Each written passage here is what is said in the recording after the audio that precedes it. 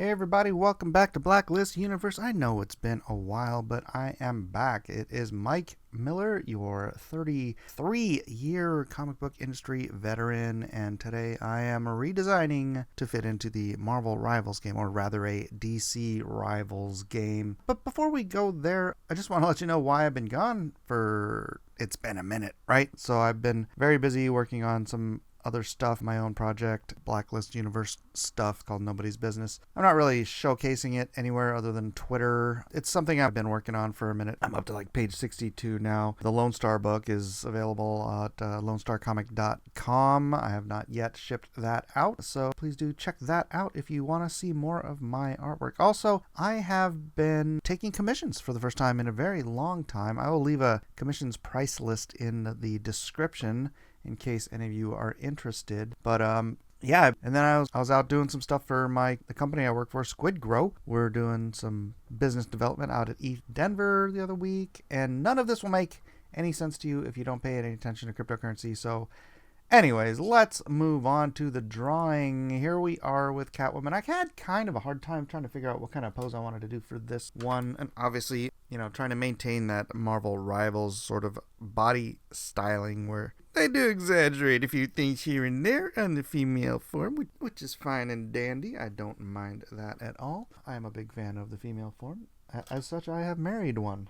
Anyways, yes, obviously the extra long legs, the supermodel shape, the busty bust and whatnot. It has been such a long time since I've done one of these videos. I'm kind of out of shape. Not out of shape. I'm in great shape, but actually I'm not in that great shape. But yeah, look out how many versions of this character I had to do. I just couldn't get something that I was happy with, so I just kept going back and back and back to the beginning until finally I came on something a little more cutesy, I guess. I don't know. The other ones they weren't terrible looking back at them now, but it's funny when you're an artist and you're like going through and you're trying to do a layout and you're trying to impress the audience.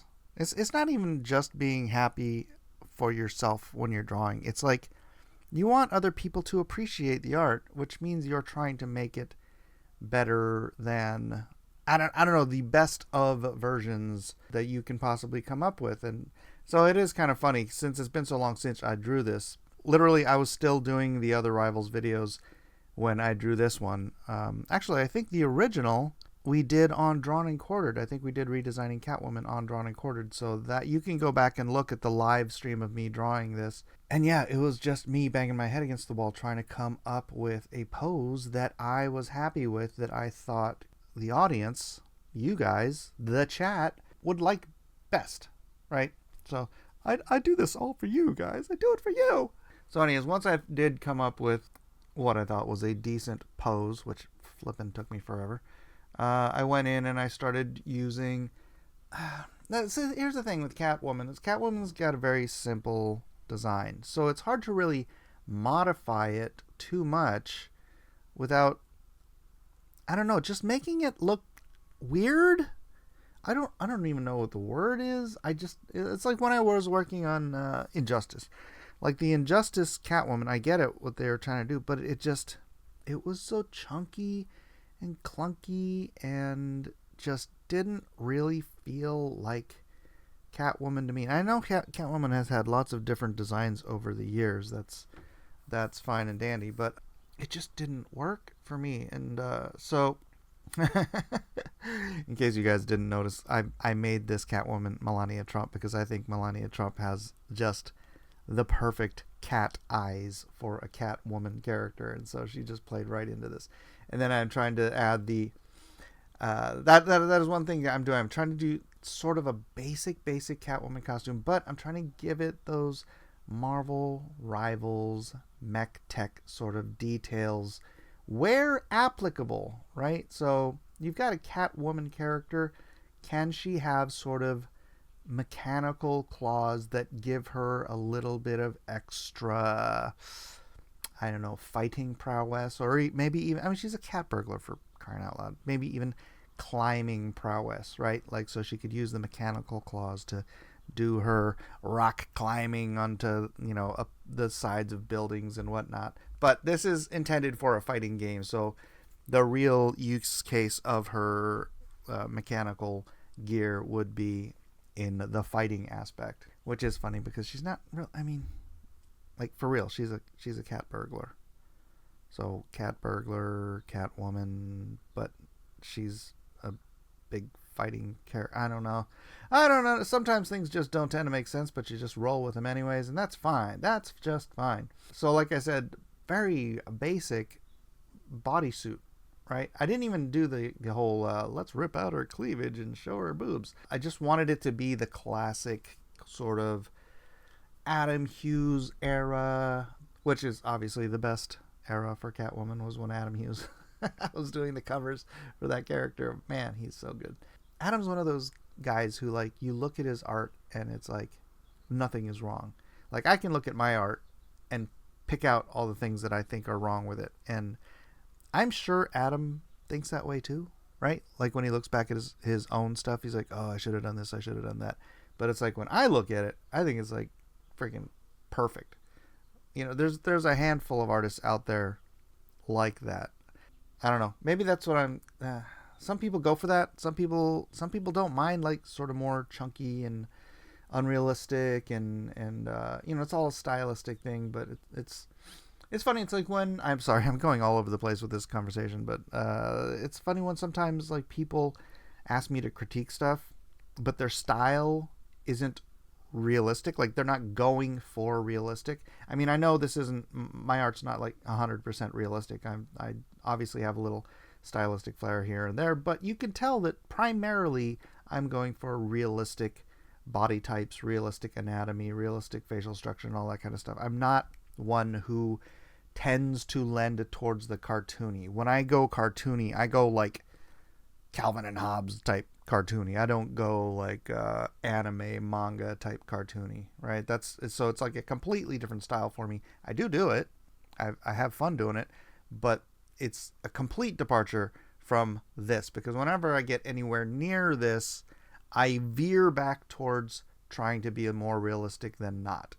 And so my point in saying that is, like, I'll sometimes have people who have very I don't want to say unrealistic. I want to say animation or cartoony style, right? Where they're doing exaggerations for their purpose, and they come to me and they want critique, and I'm like, I can't critique your style. You're choosing to do these things that are purposefully divergent from reality.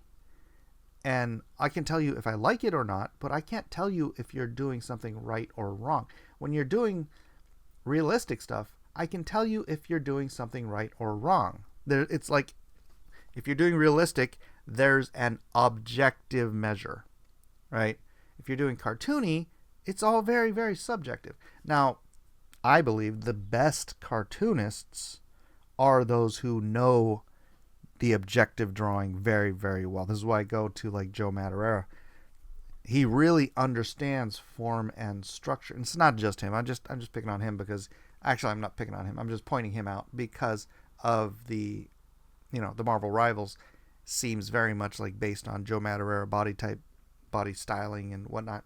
But it's because Joe knows fundamentally the form and structure of the body that he can then tweak that in a way that you're bringing in anime, manga, Capcom, cartoony proportions and stylizations, but it's all built on top of an understanding of form and structure that makes it stand out from other people who they don't have that grounding in realistic understandings of the objective, let's call it the objective truth of the body, right?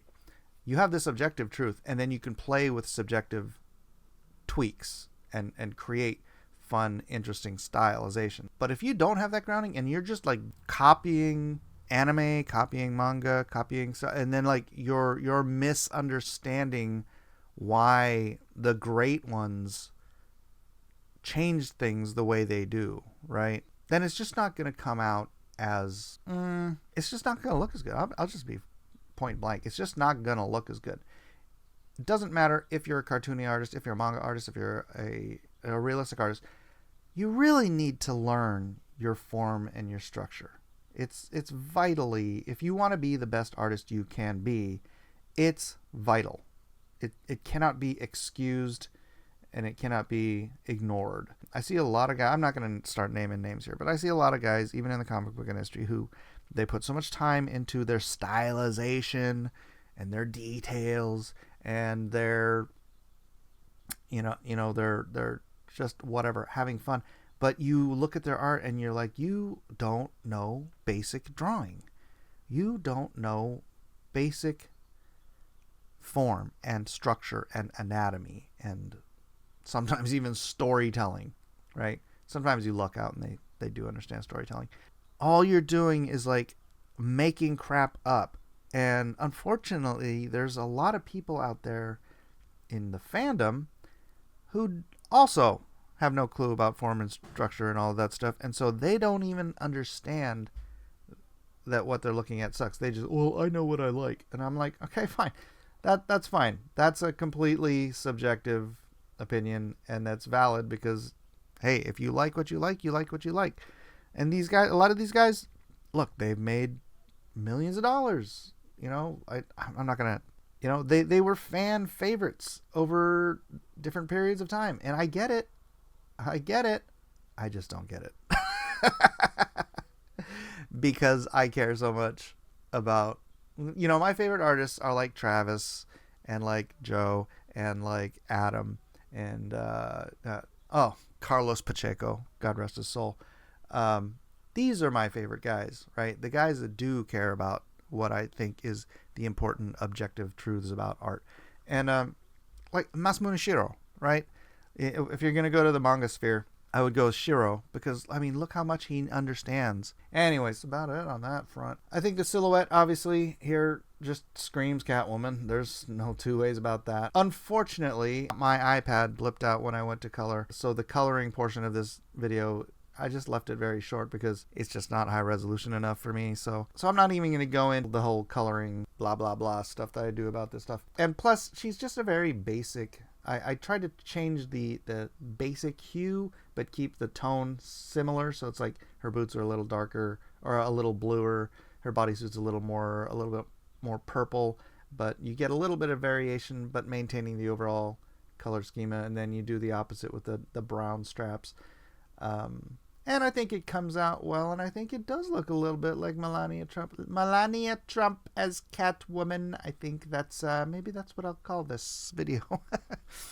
Anyways, I hope you enjoyed this. I've been having fun, like I said, doing commissions recently, and I do them in pen and ink. And if you'd like to commission me to do something, again, I will leave the commission price list in the description.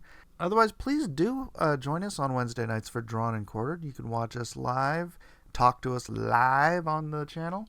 I'll try to, if I do get more commissions, I'll try to do those live. So if you guys want to shoot the breeze while I'm live, then yeah, come on in, join the channel, join the community, hit that like, subscribe, do all that fun stuff, and hopefully I'll see y'all on the next video.